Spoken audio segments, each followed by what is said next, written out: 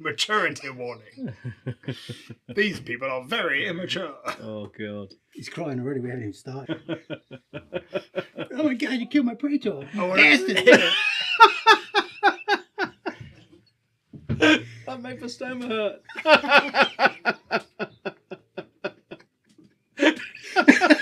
I didn't have that on my bingo card tonight. Oh Jesus, Andy. That's brilliant. That's going to be a soundbite. That's just going to be everywhere. Get on a little thing every time you play a game, you lose a challenge. Oh my god! You killed my predator. Oh, that's fucking brilliant. Right. On that note, Serious content only. yeah. No. That's no. We can have an X-rated session. No.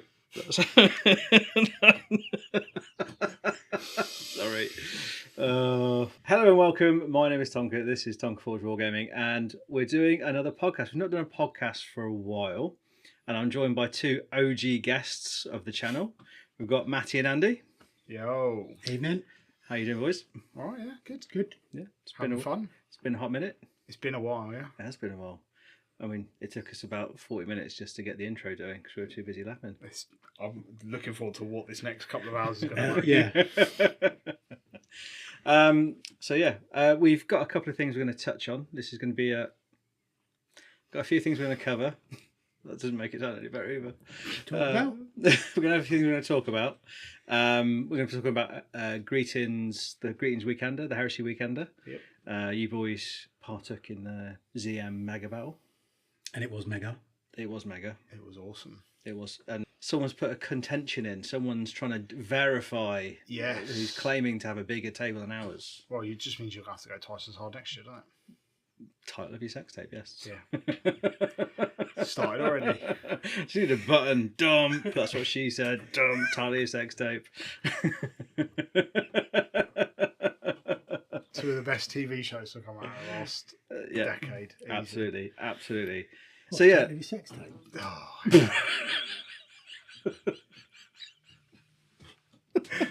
These podcasts are going nowhere. Oh, amazing. Well done, Andy. Thank you. Well done. Bravo. So let's talk about the Heresy Weekender. I'm going to put it over to you boys. What did you boys think? What were your highlights? You know, what armies did you bring? What were your highlights? You know, what did you enjoy about the weekend in general? So I brought World Eaters because I had a ZM themed World Eaters army. Yeah. And I just figured it was appropriate for a ZM Mega Battle. Mm-hmm. I just loved every minute of it. It was just a great bunch of people we'd not met. I mean, I played a couple of the guys. So I played Ian once before. Mm-hmm. Obviously, I know this one. So one up saying. Yeah. I'd met Sai a couple of times, but the Danes were great. Yeah. And it was just a brilliant 2 days from start to finish. It was just so much fun. Mm-hmm. And it was just really, really chilled. It didn't feel like we were in an event. Yeah. It just felt like a bunch of guys playing toy soldiers for 2 days straight. Yeah. It should have been 2.5 days straight, but you know, the M1. Yeah. He was there. He wrote his entire army list, sat in traffic on the M1. Yeah, I think he was stuck there for like 7 hours or something, which is just insane. Nobody wants that on a Friday afternoon. No. And still turned up in good form on Saturday as well. That's magical over, I think. Yeah. So I pivoted 3 weeks before the event, but didn't have time to paint anything. So Tonka very kindly lent me his Imperial Fists for the weekend. Pleasure. It's nice to see them being used. I had a great, same echo what Andy said. It was great time, great bunch of lads. I've played Ian a couple times. I've spent a lot of time chatting to him about painting, but never kind of hadn't met the Danes before, hadn't really played Mac before. Yeah. So that was just top. Well, there's always a queue to play Mac, isn't there? Yeah. There is. There literally is. Like, it's ridiculous. He should raffle off tickets to play him, and raise money for charity or something. I mean, it would sell out quick. It would. Yeah. It was good to see a nice variety of armies on table as well. We had some Emperor's Children with a bit of mech. We had 2 World Eaters forces. They were very different. They were very differently themed. One performed a hell of a lot better than the other one.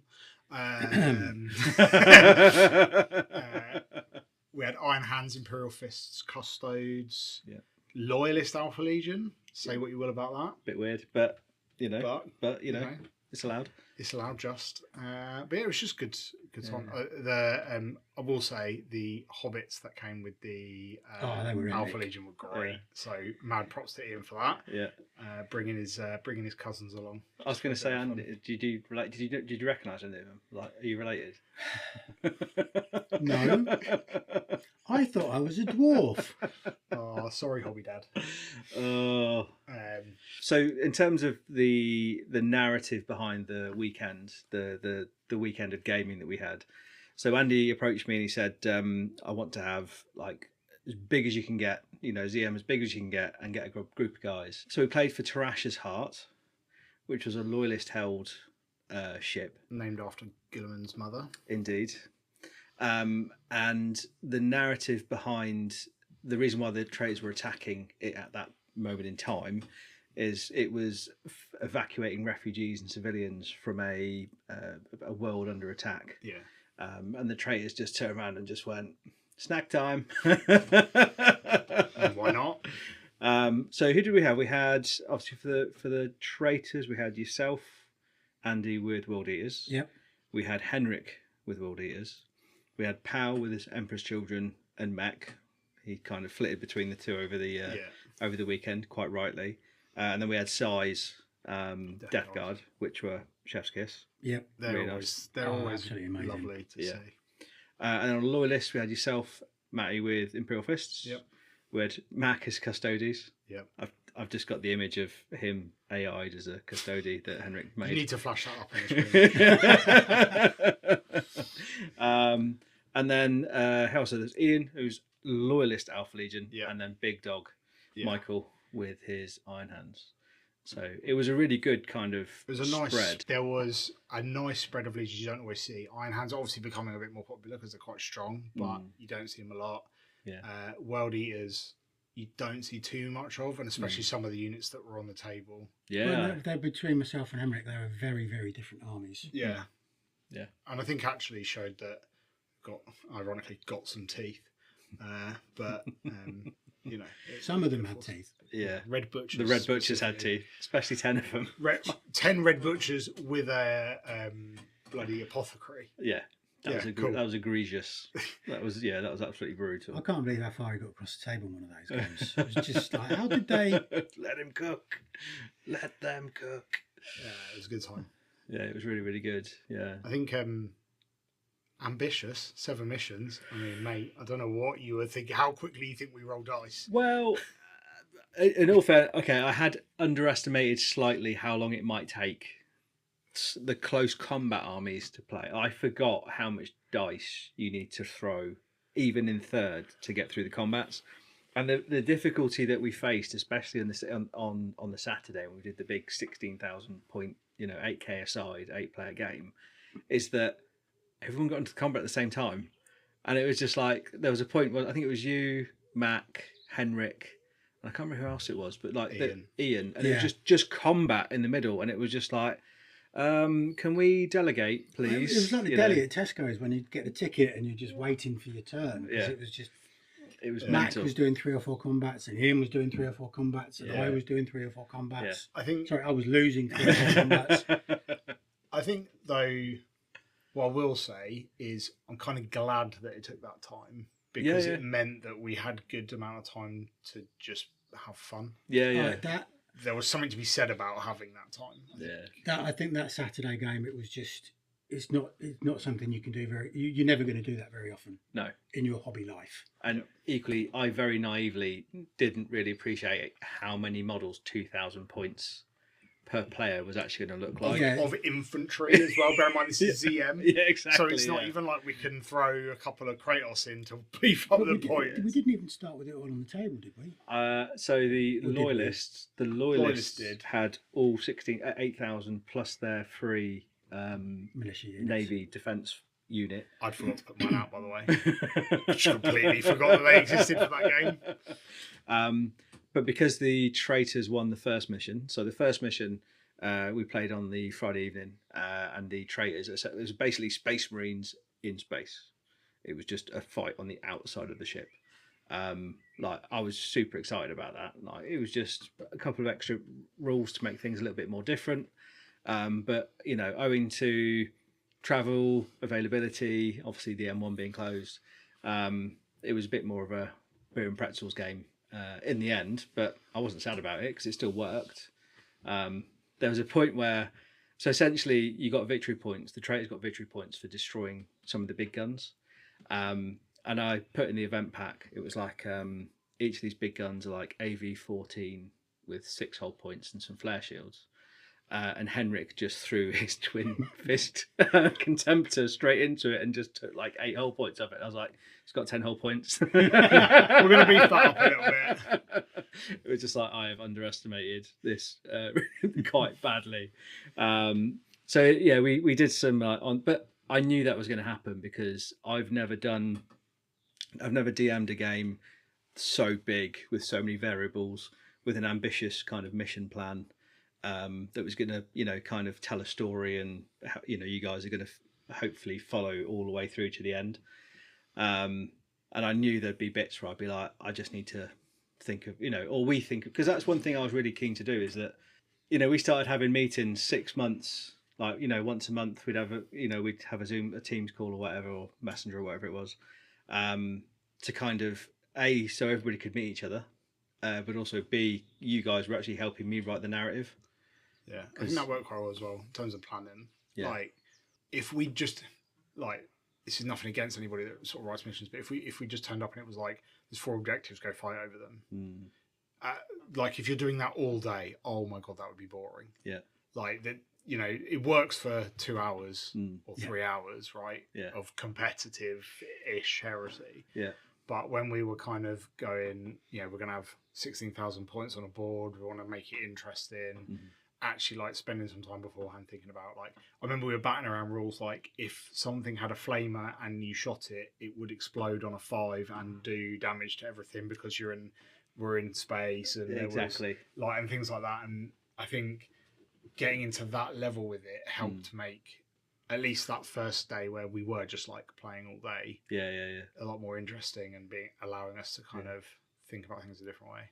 I quite like the fact as well that, like, we didn't use all of the special equipment and extra kind of variables that we thought about, like Nickelback blasted out on the speakers, noise machines, the Vox klaxons and those sort of things. And there was a couple of times where we threw like smoke markers on, and we had the firebugs and the fire wasps. Andy remembers those. We did everything. Oh, poor Andy. Oh look, my unit's run away and I haven't even had a turn yet. Actually, no one had a turn yet. How disrespectful! The game hadn't even started and my unit was running. But things like that do make a difference. I think that's the difference between something like what we did versus, even your normal event where we just have a ZM portion of it. Yeah. It just breaks the two apart, right? Yeah. And I think definitely lots of people kind of walking past and seeing it in between games. And I think you definitely inspired some imagination in a few other players. I tell you what, my ego was a bit like, I genuinely really enjoyed seeing people coming in going, oh my god, like genuinely like, wow, that's insane. I really wish I set a camera up. That would have been to capture those reactions. Do you know what really got me? And this just like, I was just like, this is so cool. I don't know who it was, but a family came in at one point and there was a kid. He was probably like 10 or 11. Yeah. And he was like, oh my, like he was freaking out about how cool it was. And I kind of remembered me being in those shoes, like absolutely. However many years ago, and being like, "Oh wow, I want to play with the cool toys." Like, I remember him being there, and he was trying to take a picture of the big demon my big demon we had on the table, and I was just like, "You can move it," because he was like trying to crane around it. I said, "Just turn it round," and his face was like, "Oh my god, I'm allowed to touch it." Touch the boats. His mum was like, "Thank you."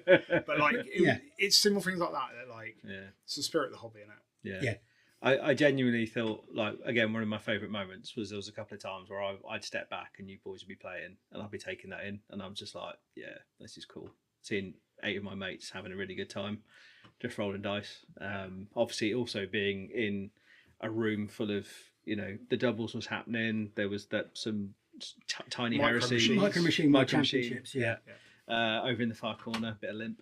And it was just... and yeah, it was just, I just love going to greetings, and I love the Heresy Weekender, but I think it was quite nice doing something like a little bit different. And the big game next was as well. So you had these two massive games, and sort of people peeking over each other's games, going, "Oh, that looks good," doesn't it? And then we're going, "Oh, that looks good." You know, sort of. Yeah.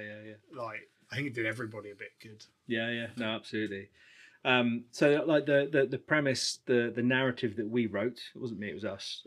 Ian had a big hand. He keeps on saying he doesn't, but he keeps me on the straight and narrow when it comes to. I get so excited, and he's just like, "You've really massacred the wording on that." I'm like, "Thank you, Ian," and he fixes it for me. But like we had the fight on the outside of the ship, and then the second mission was the hangar bay. So because the traitors won the first mission on the outskirts, outside of the ship, they were able to set up 75% rather than 50% of the models on the table. And there was 4 separate landing zones, and the boats would just be bringing in troops. And I thought it was quite a good dynamic in terms of the loyalists actually got victory points for destroying the boats and basically stopping people from landing there. Yeah, nullifying that. Yeah, absolutely. But then we had a mechanism that, you know, the traitors could clear the landing zone of wreckage and reopen the landing zone, and that was a bit of like what's that? We Were Soldiers with Mel Gibson. Yes. Oh, LZ. Yeah, you got to keep the LZs open and stuff, and that's where my head was when I was kind of writing that like little dynamic and stuff. So the 2 ones we didn't do was the gun decks and the engine bays. So they were meant to be like missions 3 and 4, but we didn't play those because we decided to just play the second mission all day because everyone was having fun. Then we played the evacuation mission, which you boys played in, and then the underbelly, and then we finally played the final mission, which was like in the command throne. Capture the command throne. Yeah. Which... That was a good mission. That was a nice one to end on because it was simple, and by that point, obviously, everyone's tired. And yeah. And so it's kind of nice that it's like, oh, I've got like 3 units to worry about. Yep. And it's just like beat each other up. That was again that last mission. I know we're talking about these out of turn, but it doesn't matter. But like when it came to, because we realised that we had to be finished for like 4:30, I think it was. Yeah, pack down. And then we were playing the underbelly mission and the evacuation mission. So it was basically 4 players or 2v2 playing those simultaneously, which was quite cool. But I was like, we might get done just after lunch, and let's do a command throne game. So I really wanted to play that game to kind of finish, like to wrap it all up. But we decided to just have a HQ, a troops, and an elites choice.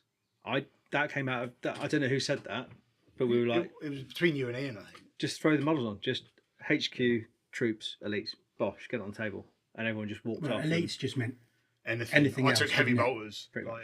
Yeah, just for a special unit, uninitiated. A special unit that wasn't just pure infantry. Infantry and a character. So I think I had my command unit. I can't remember if it was Delegatus at that point or not because he's magged. Some despoilers and some Indomitus Terminators. Yeah. Yes. What did you take, mate? Heavy bolters, because I was playing Imperial Fist. So heavy bolters, tactical marines, and like Praetor in just normal armor, like Siggy but not Siggy. Yeah, that's right. Yeah, it was because everyone was like, "You bringing Siggy?" And it's like, no, it's not Siggy. It's a Praetor with a Paragon blade that looks suspiciously like Siggy. Basically, it's Siggy with a Tiggy. Swap. Yeah, Tiggy. Yeah, exactly. Yeah, Timmy. You will respect my authority. Here we go. Uncle Don says I can do what I want.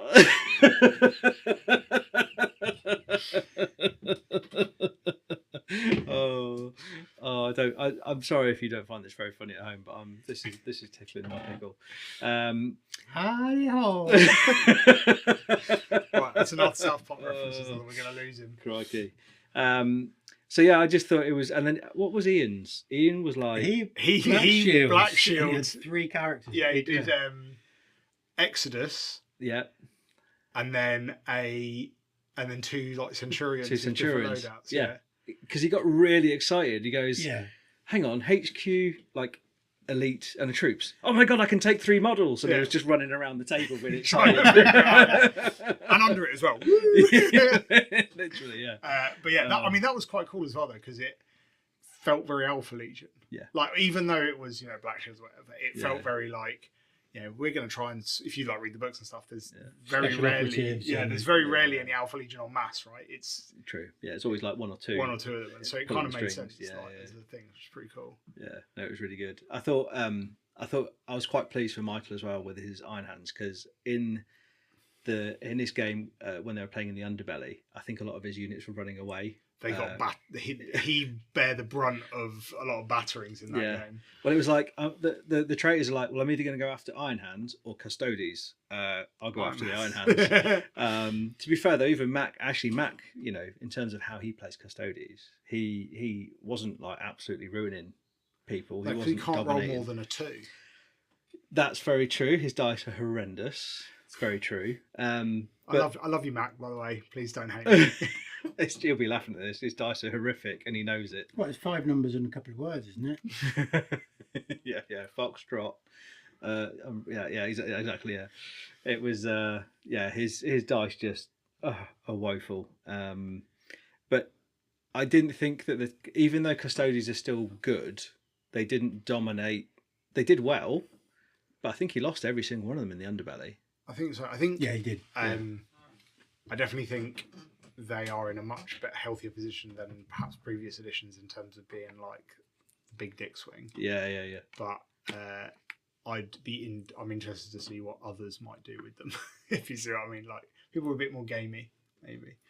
Well, I mean, I used to, if someone was playing Mech Custodian first or second edition, I would just check out.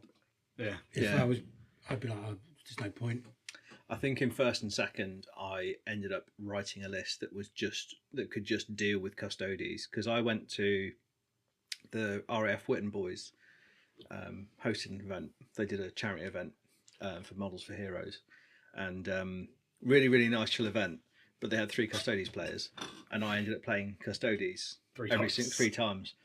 But because my list was an anti-Custodes list, I could actually hold my own, and that's why I kept on getting put against them. I was like, Tonk, do you mind just taking another one for the team? I was like, oh, okay.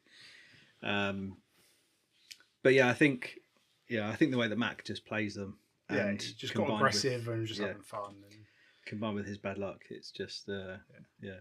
So do you always want to talk a little bit about the games? Anything that stood out from like the hangar invasion? The Hangar one, I think the Hangar one was just great. As much else you can say about that. It was just really fun, engaging. Nobody got bored. Mm-hmm. I was like, is it 5 o'clock? What? Are we playing bingo now? What? So I think that one's great. The one I want to talk about, or the one that really inspired me, was the Underbelly one. Mm. Even though I didn't play in it, I was like, that's cool. That's different. Yeah. Like, it's playing Warhammer, but it's almost taking it back to its roots of like that D&D spin-off. Yeah. And like having a bit of fun with it. Yeah. And it was giving me Space Hulk. It's like, I'm going to turn over the card. What have I got? Yeah. That kind of thing wasn't that dynamic. Yeah. That was just like, I loved the game we were playing, the Rescue the Refugees one. Yeah, it's because you won. All right. Don't get mad at me just because my units are better than yours. / the Firewasps, wink. The World Eaters didn't get their snap box. They got the ones that were seconded away on their side of the board. We just didn't let them have it. No, you couldn't get in there. Oh yeah, you couldn't, could you? It's like a child trying to get into their Lunchables. So just taking a step back. So the refugee mission, the 4th mission, essentially there were groups of civilians around the tabletop, and essentially it was quite a narrow split in terms of deployment zones. So there was quite a lot of board control turn 1 from memory. Well, no, that was the random one, wasn't it?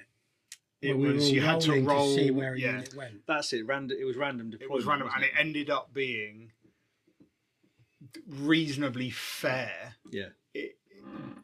Pure randomness that it was quite fair, but what it did mean, unfortunately, for Andy and Hemrick was their weaker units ended up on one side of the board, and we were able to just set up a line and stop. Like just we could just put a line and go, you can't get tacticals past this line. Yeah. And then we were able to kind of get people out. Yeah.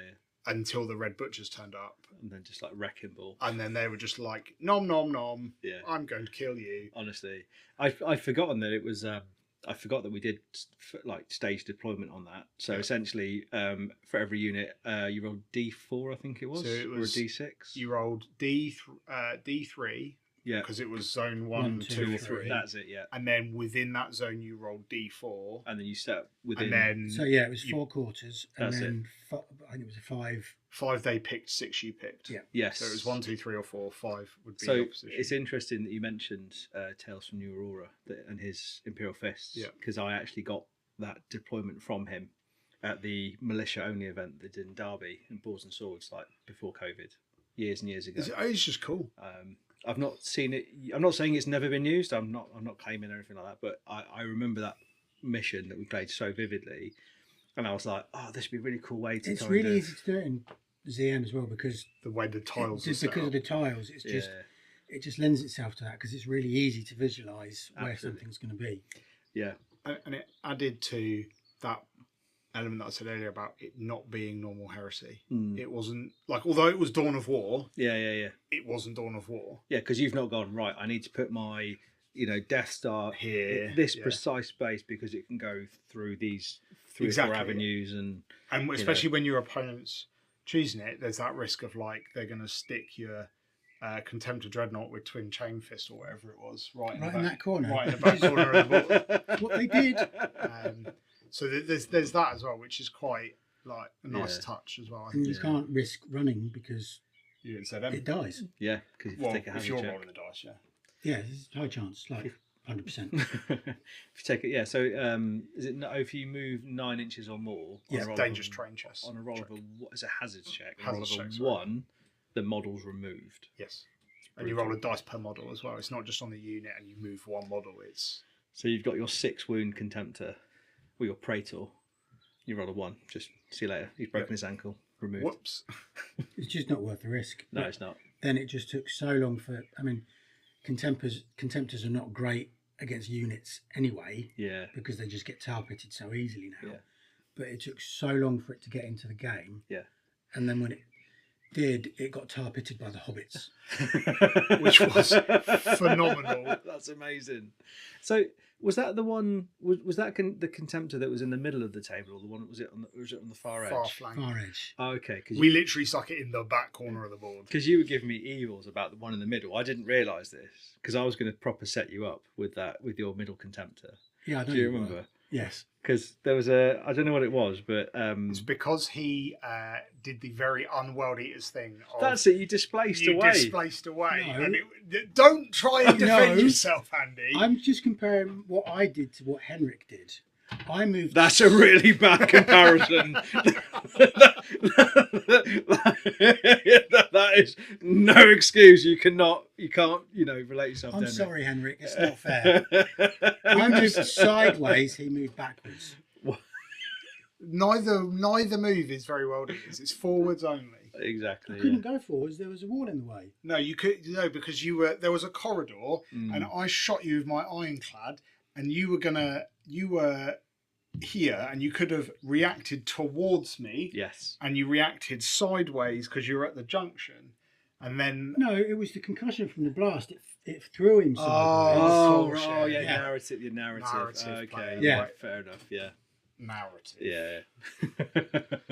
Because I was like, I saw you do that, and I was like, you cheeky little shit. So, like, for you to get through, you had to go through like a double door because I think it was a single door at the end, and there was only way through was a double door, and I was like, I thought you were much further behind in the turn, or I didn't know where you were in the turn, and I think I might have said to you or Ian, I said, I'm going to lock that door in a minute. Yeah. And then you went, opened it. I was like, shit. It's fine. Don't worry about it. The Dreadnought didn't really do very much. So. No. But it was just like, I'm not having that. I'm not having you being, sides, He was still hunting stuff. Yeah. I mean, not very well. We'll let you off, mate. It's all right. It was funny. I deserve sympathy. Yes, you do. The mission was great. Like, and it's those, like, I know it was sort of off my, but it's that type of like shenanigan that makes you remember the day. Yeah, yeah, Right? yeah. Like I've played, I don't know how many Heresy games. Yeah, yeah. There's not very many I can be like, I oh yeah, remember. do you remember in turn 2 when Andy like reacted the wrong way, or did like, you know, it's Why always me? it's not always you. Other people did silly things also. Yeah, I just it's can't true. remember them. Boo, boo, boo. Yeah, I just can't Yeah, remember. But it's that like, and that's kind of the point I think is like, Yeah. Oh, it was just so much fun. Yeah, because I mean, I was really impressed actually the way that you and Ian, the Alpha Legion and Imperial Fists, kind of went about the game, because there was 2 side exit points where you're trying to get the civilians, and you literally were just like scooping them up, and then just like had the delivery system. yeah. you know, you we took reinforced some, it. we took breaches up Yeah. to line the walls in front of the door, very Imperial Fist line Yeah, walls. yeah, it was very cool. The Alpha Legion were trying to kill things, and then the tactical squad of Imperial Fists were just dragging units along in a train Yeah, yeah, to yeah. get them up to the door. Yeah, that's it. But it still came down to, I think it was at combat where I think if you'd run, If I'd run, it was game over. Yeah, Yeah. It was so still it tight. It came down to that, Yeah, yeah. which is always good. You know, it's a good game when it comes down to a dice roll. Yeah, yeah, yeah. Because there was also a moment where, because Henrik took Latara Saren as Yeah. his special character, and she got into combat. She actually got into base to base. Like everything else died around her, but Latara got into base to base with the civilians. Oh yes, because we had to kill them in combat, didn't we? Yeah. So Points. because obviously we didn't want to be like genuinely committing war crimes of actually like slaying civilians, because that's a little bit, that's a bit much. Even for heresy, we just did a very simple on a roll of a 3+. You were 4+. Sorry, you were perceived to have removed that civilian, and Corrupted them. Indeed, fed them into the Mouth. into Gaping maw of the Red Butchers. Yeah, that's it. Yeah, they fed the Gallowfield. No. And so it was just like literally just roll a dice once you're in 5 dice once you're in base, and then that's how many VPs you score. Henrik killed one. Henrik had 5 dice and rolled like 4 ones or something. It's like, oh come on, dude. Oh, it was so funny. Again, that's what makes it fun. Right? Yeah. So, Yeah. it was good. Yeah. No, and it was interesting how you mentioned the Underbelly game, because like if I'm honest, I was excited about the evacuation mission because it was part of the wider narrative, but I was really interested to see how the Underbelly went. So for those who haven't seen the footage, we essentially had it was a 6x4 and 8x4, and then No Man's Land, Dawn of War deployment. No Man's Land was covered with A4 sheets of paper because I ran out of time to do anything more impressive.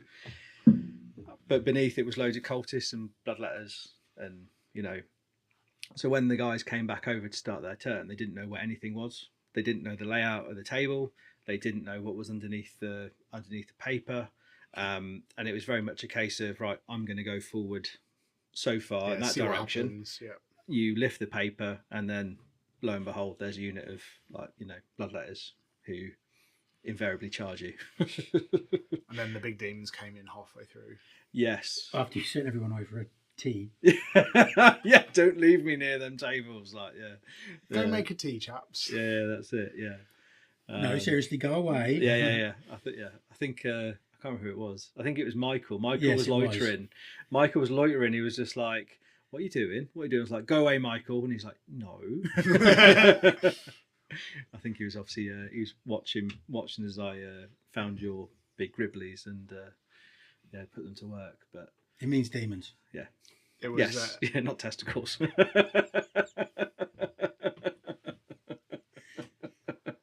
We've wound up back here again. Every time. Some might say it's an obsession, Yeah, that's it. Yeah.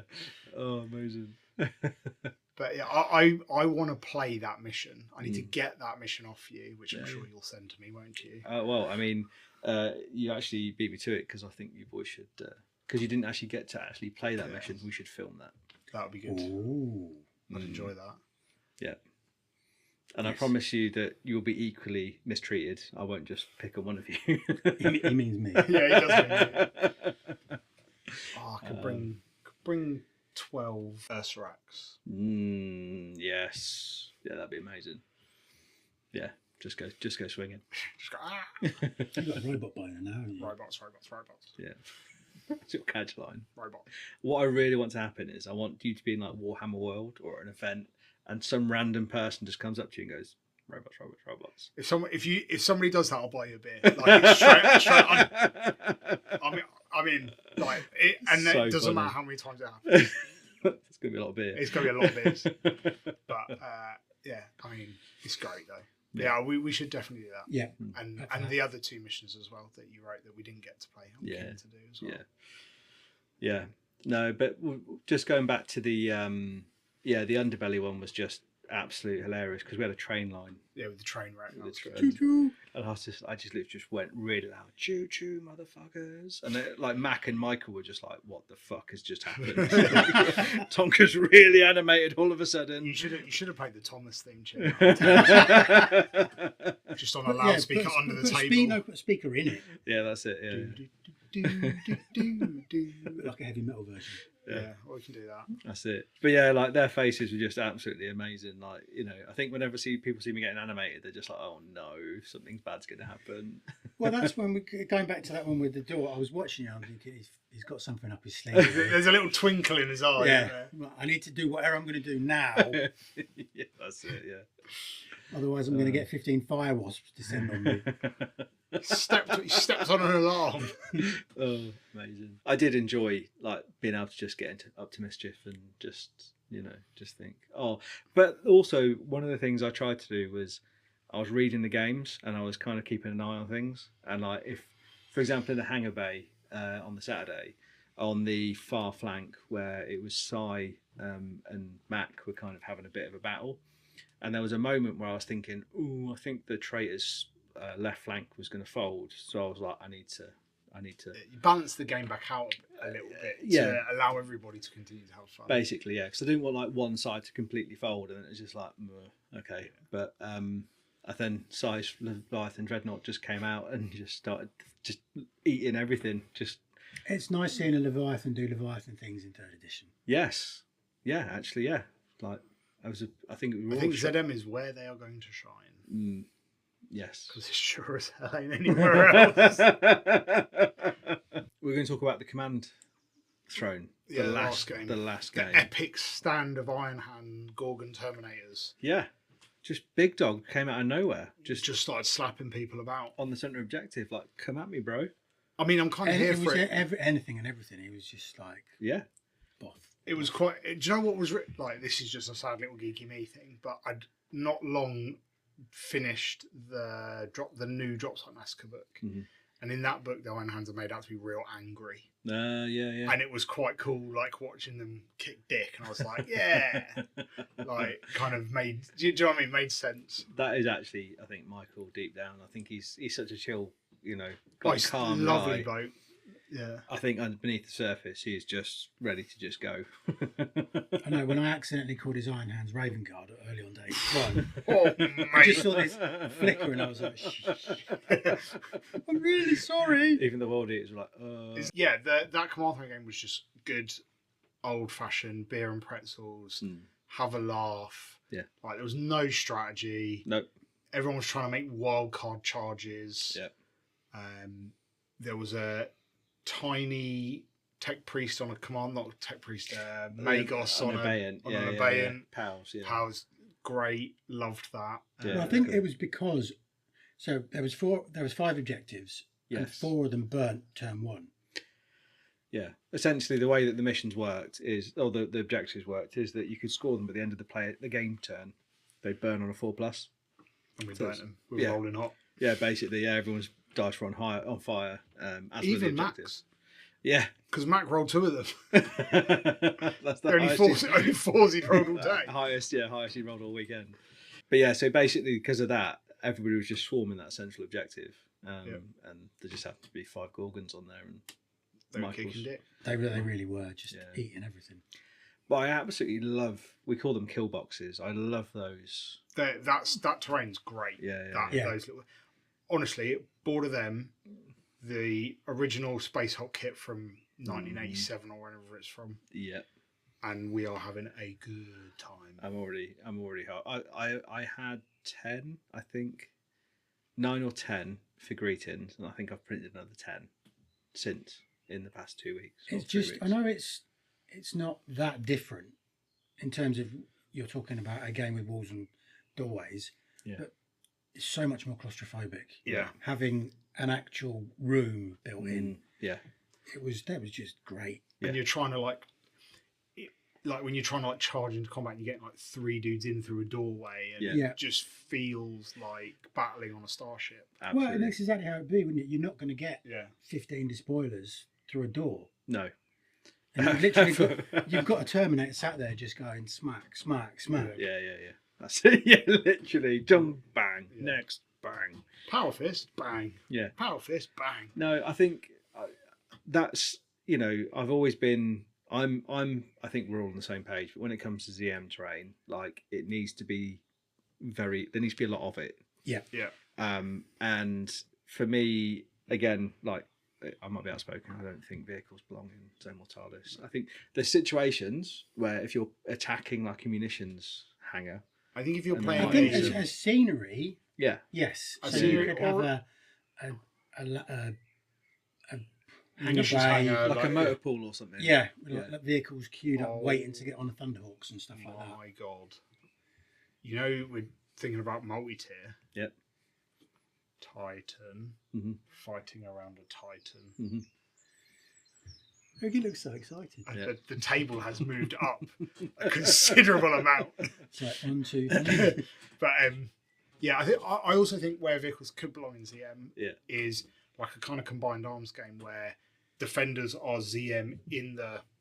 Well, I was thinking more just a static. Yeah, and I agree with you on that. And then also a game where like half the table is ZM, half the table kind of isn't. Yeah. You've got like point defense on the outside from the defenders. Attackers are rolling up in always, you can do that kind of like something like just beachhead. In my head is you've got like a 50-50 split table. So half of it is just a front line, and then there's table, like a cliff or something in the middle with like a gateway yeah. leading into an underground complex, which is just all ZM. Yeah. No, absolutely.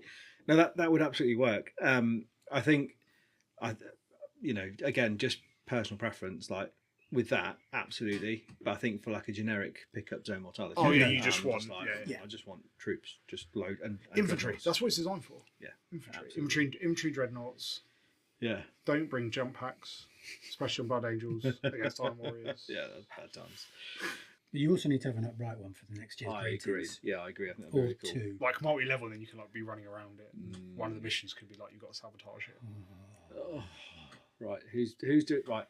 Just putting it out there, who's doing the Titan? Well, I have permission to buy one. Well, there you go. That's your contribution. That's your contribution to the Weekender next year. Fuck, that means I've got to paint it. It's fine. It's just airbrush. It's fine. I'm not very good with airbrush. I think you realise this. That's lies. Your mechanicum are lovely. They are nice. You're better at airbrush than I am. I think I'll take it, mate. I'll take anything I can get these days for my painting.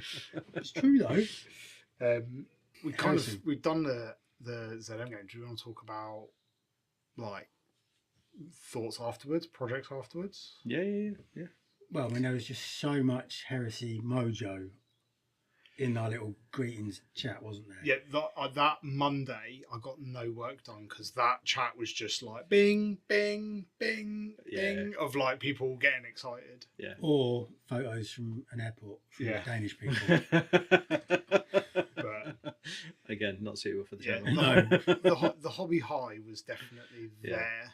Yeah. No. Off the back of it. Like everybody just wants to do breaches. Like I've actually gone the other way. Yeah. I've gone. Meta. Oh, wouldn't it be cool? No, not even that. Just like thinking of other cool units that would have been fun to see on the table. So the Earthrax is an example. Me and you went. Are they not jumpy ones? They can move up to 11. They're not jumpy anymore. They're anti-grav. Yeah. Okay, so they don't. But there's still a chance that if they run. Well, you just don't move them 11. Yeah, you just don't move them 9. Yeah, you but move if they panic or something, they could still. Oh yeah. So if you like, they have to run away. Yeah, but that's the same with any unit. Yeah, same with any unit. Any unit that moves over 9 has to. That's why it's funny. Yeah, but they're robots, mate. They don't run. Beep, boop. Yeah. Well, less likely to. But like I was thinking about, like I've got the Earthrax built, and I was like, they need to get painted because they'd be great in a ZM game. I also straight onto how to find out what he was using for thralls. Yes. Because I was like, I need 40 of They those. were so cool. They were very cool. I've got the file. I just need to find someone to print them for me. They're basically ball turrets, aren't they, from like the old World War II. With skulls in them. Yeah. Basically, with skulls. Yeah. Ball turrets. They're with so skulls. Cool. They're so cool, and I was like, I want 40 of them. Yeah. So that was like inspiration was on from there. Yeah. And then watching the Iron Hands, I wanted to do an Iron Hands army. I was like, now I need to pick up pace of my Iron Hands, and then having to roll 2s to hit with the Imperial Fist. I was like, now that's fun. Yeah. So well, do that. To be fair, Fist is playing on Heresy on easy mode. I don't care what anyone says. Yeah. It's so much easier to play with Fist. But so it was, like I think it was just got home and was like, oh my god, I can butterfly all over the place. Well, I got inspired playing against Ian's Black Shields. Yeah. So much so that I went on Firestorm Games. Sorry, when I'd say it. Yeah. I went on a website. No, Firestorm, that's fine. They're Welsh, mate, so you can talk about them all you want. While we were playing, went on Firestorm Games website and ordered the new Red Corsairs. Oh, yes. And I've kit bashed them up, so they've got heresy heads and heresy arms and backpacks. Yeah. And just cool. To be fair, Red Corsairs, I think probably got the heresy community. I think the heresy community probably got more excited about that than the 40k community. Because half of them were wearing Mark III anyway. Yeah, and we were like, yes, Black Shield, Bosch. We actually bought a box for Tommy Crow for his, I think it was his 30th. We actually, because he wanted to do Black Shields, so the 4 of us chipped in and got him the box set because it's the right thing to do, sort of thing. But there was even bits once I'd done it. There was still bits like Mark 6 left over that I've now go on another project. Into scars. They're going into my scars inductile. So there's an arm throwing a smoke grenade. Just little cool bits like that. It's a really good kit. And in all fairness, that's how, in my mind, that's kind of how Black Shields should look. Yeah, like cobbled together. Yeah. I think you can go one of two ways. You can either go like cobbled together, sort of piratey sort of thing, or you can do the kind of Deathwatch.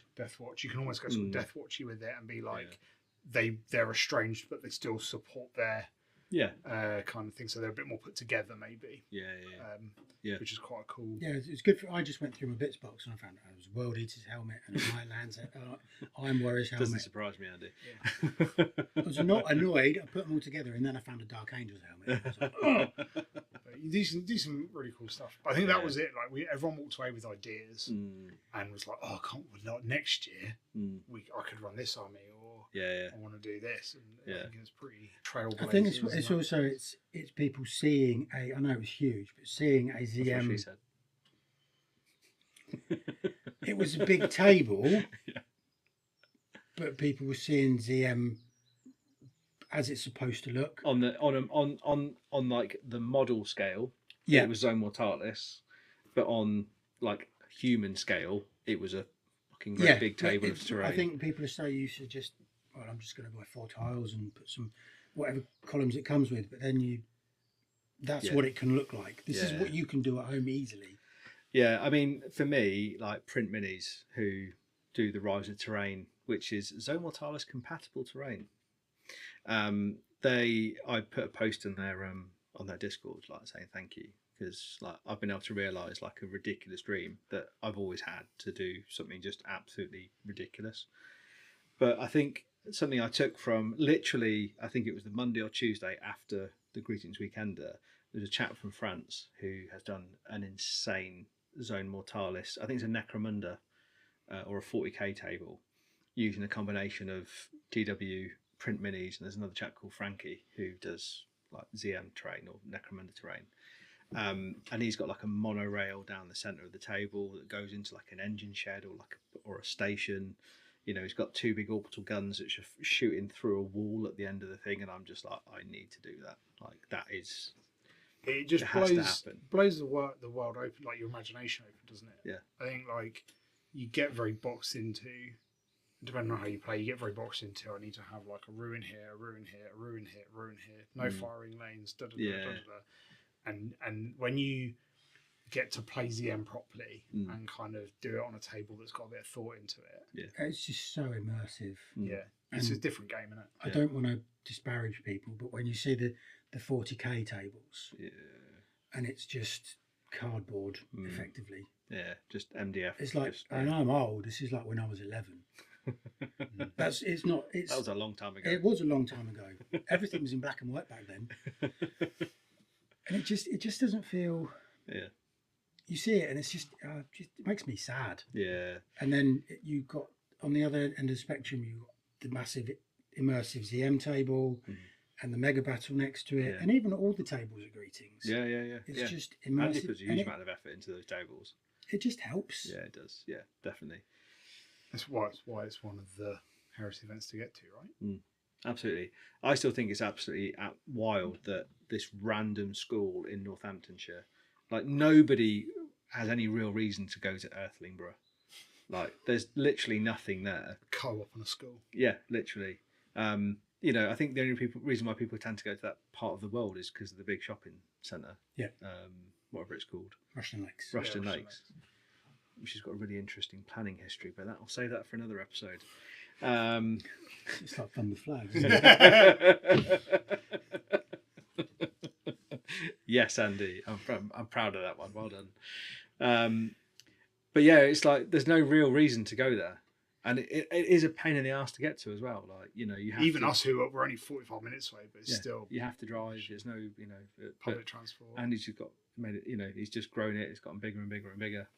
And it's like an absolute must. And hats off to the chef. Yeah, Chris. The Lord's Kitchen. He does the Lord's work. Good food, good venue, good tables. There was one point where he's like, "Yeah, I've got 10 kilos of bacon." I was just like, "What? 10 kilos of bacon on the?" Sure enough, we got through it though. Yeah, we did. Yeah, absolutely smashed all that. Heresy bingo. Oh, never like grown men cheering for bingo lines. Yeah. It's a beautiful thing to see. It is. Just and every time you can just see he's like, oh, fucking hell. He's like number 5 salamanders.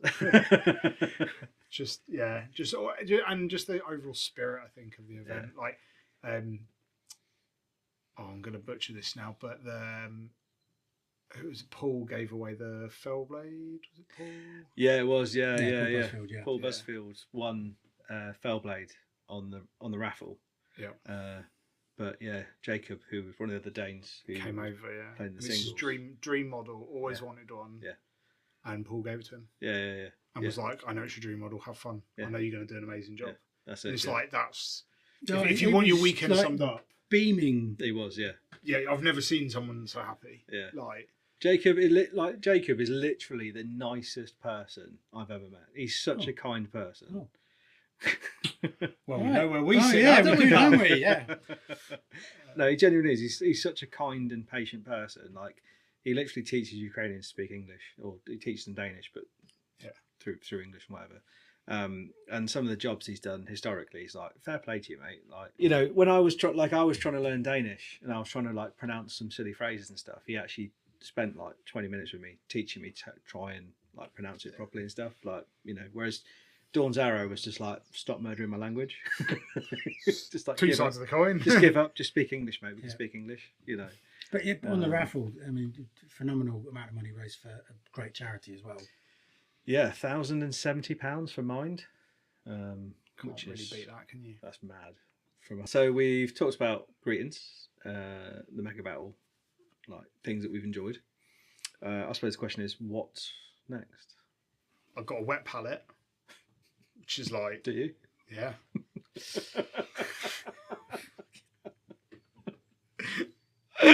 Sorry.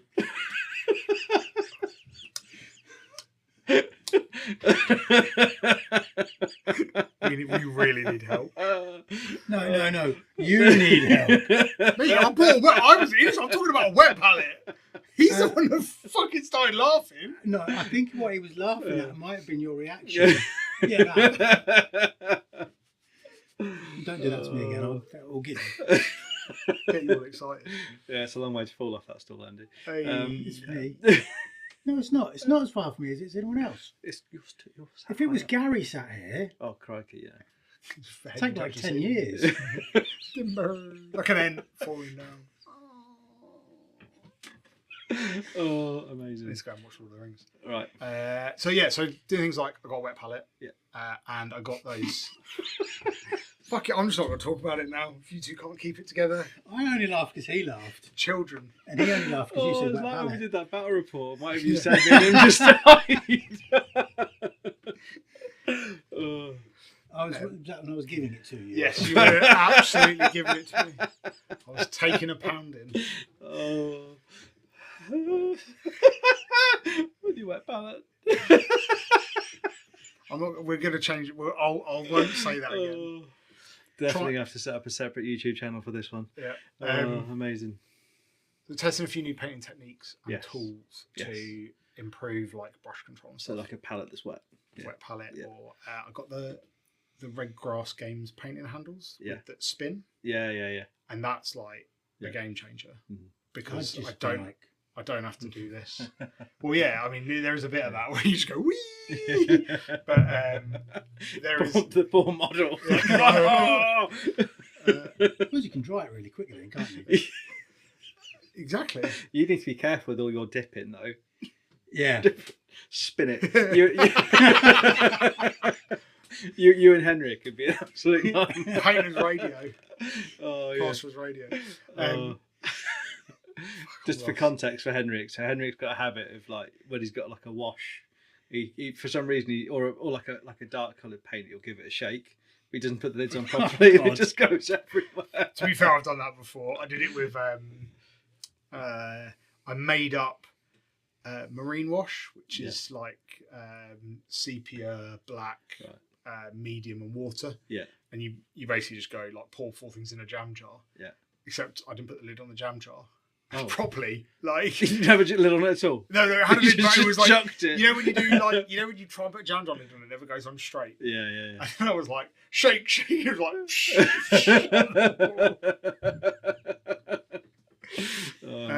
so yeah. So I think it's just leveling up painting to try and compete with some of the people that turn up at these events because it's getting ridiculous now. But comparison is the thief of joy. So you should True. never. It's really profound. It is for him, isn't it? It is. You're welcome. The other thing as well. I wish I could dip as well as you, Andy. I really do.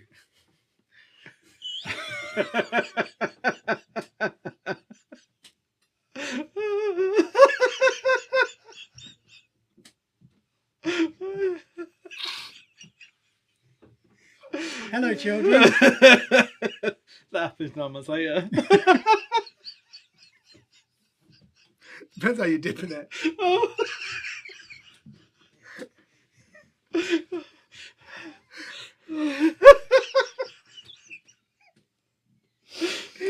Amazing. Fucking hell.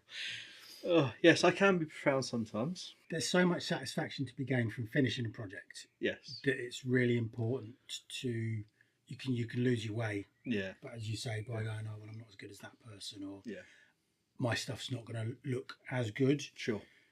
I'm quite aware of where I sit in terms of my painting quality, like it's down there. But I get satisfaction from getting stuff on the table. That's... Do you know, actually, I will talk about this. So, something my mindset's adapted quite a lot since I had surgery. So, for those that don't know, 2.5 years ago, I had major surgery. I had my large intestine removed. I've now got stoma. And it's given me a lease of life, basically, that for 9 months I didn't have. And I spent quite a lot of time, a long time, talking about what I'm going to do. Like, I'm going to do this, I'm going to do this, I'm going to do this. And it didn't really give me any satisfaction in terms of, like, how do I say it? Like, it was quite an empty kind of throwaway comment. I'm going to do this, but I wouldn't necessarily go and do it. Yeah. Like, it's a case of, so I've kind of changed my mindset to, I've done this. There's no, in my head, I'm doing it. But I don't- outwardly to other people. I'm not talking about what I'm doing. I'm talking about what I've done. Yeah. So like there was a post this week I put up about what is going to happen this week, which I don't normally do because it kind of is contradictory to what I've just said. But it was kind of doing a bit of hype, So Tuesday I did film with Lawrence. We did film Sons of Horus versus Mechanicum. I did get Ollie's video out. Today's Friday. Went out a couple of hours ago. You did record this podcast. I did record this podcast, and tomorrow I will be going to Northampton to play some Battlefleet Gothic with some of the guys over in Northampton. So it's not like an empty. I'm gonna start Custodes. Yeah, cool. Go do it. Like, you know, show me when you got a painted model. Yeah. Like, I'm happy to support people, and like I want to see people succeed, and I want people to do stuff. But I think there's a lot of like, I'm going to do this. Like, cool, go do it. Like, you know, that my mindset now is that, like, you know, I really want to go to the beach. No, I'm going to go to the beach. Like this year, it's a tall. What's the word? It's a tall order. But I want to do the Three Peaks Challenge in Yorkshire. So it's like 24 miles in 12 hours. Yes, yeah. With an autoimmune condition and fatigue and joint pain and everything is a tall order. But I'm going to do it. An IV of ibuprofen, you'll be well away. Yeah. Oh, mate, honestly. But that's how I've changed my mindset, and I've applied that to the hobby. It's like, I didn't say I'm going to build a Zone Mortalis table or 7 4x4s or whatever it is. Yeah, I've just done it. Yeah. I've just done it. I think it's the type of mindset you need, though. Like, I was having this same conversation with my wife like 2 weeks ago. We were talking about like how little time modern families get to do things. Absolutely. And so kind of adapted a similar thing of like, we are going to go and do so. Like, she was like, we are going to go for a walk on Sunday around the park and like go and have an ice cream. Yeah. And like, it's got me thinking about, like, for example, painting the Japanese things. Well, you said like, I'm going to do 3 hours every night. And I'm going to paint those 3 dudes. I'm going to paint 3 dudes a night. Yeah. And if I do that 3 days a week, it's a tactical squad a week. Yeah, exactly. Like, and then all of a sudden a project goes from being sitting on your desk for 9 months. It's quite a tall order to, wow, I've done it. Oh, I've done it. Yeah. Like, you know, I think as well, I say, I'm not, you know, people get motivated differently. People get, you know, I would love to do White Scars. I would love to do, I dare say I'd even love to do Custodes one day, but I'm not doing those at the moment because I'm doing Mechanicum. So, you know, I'm doing the Mechanicum. I've got the events to do, and I know that ZM is going to be a big thing in 12 months' time. So I need to get on it. It's just really interesting, like in terms of how my, like, being self-reflective and how my mindset's changed. We should do a 3-month catch-up. Where are we with the things that we spoke about today? So where are you with your new boards? Where am I with the Templars? Where are you with your White Scars? I'll be on something else by then. You will be. So that's going to be the 24th of July-ish. Done. We'll record on the 24th of July. Yeah. And you have to bring with you what you've completed. And we can do videos on the table. Yeah, that's it. Andrew's been in a corner crying. I did loads of stuff I didn't say I was going to do. I did all this other stuff. Yeah. No. Yeah, they'll announce, like, I don't know, War Dogs or something. I'm like, that's it, I'm doing them. Yeah, that's it. Yeah. There'll be like something will come out and it's just like everyone's just like, oh, I need to do one of those. Like, that's it. Just, you know, completely just. That's allowed though. That is allowed. That is allowed. You've got to be able to do what you want to do. Yeah. I'm not saying nobody's allowed to say they want to do stuff, but it's just the projection of I'm going to do this. Right, can do it. But no, for those that have lasted this long, thank you very much. If you've enjoyed the episode, please like and comment below. It's always good to hear people's thoughts. Thank you very much, chaps. No problem. And see you next time. Ta-ra for now. Cheerio.